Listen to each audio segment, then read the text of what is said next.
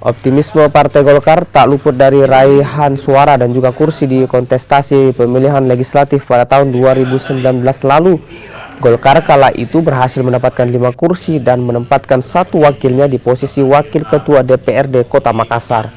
Dengan prestasi ini, Golkar optimis bisa mendulang banyak suara di pemilu tahun ini. Partai berlambang beringin pun menargetkan bisa meraih 10 kursi dewan.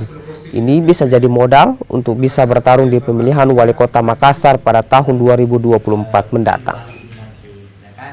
Ini sangat tergantung dari hasil kerja-kerja teman-teman yang ada di dalam, yang duduk sebagai anggota dewan, melalui reses, bagaimana melaksanakan filmnya dan sebagainya, melakukan pendekatan-pendekatan kepada masyarakat. Inilah hal yang sangat baik dilakukan, sehingga proses yang kita lakukan sekarang itu memang selalu harus basisnya memberikan kesan kepada masyarakat. Artinya ada buah-buah pikiran, ada janji-janji yang pada saat kita melakukan sosialisasi itu terrealisasi. Yang parah itu kalau kita menjanji, apalagi incumbent itu menurut ini, melihat hasil pengamatan saya, incumbent itu kadang-kadang menurun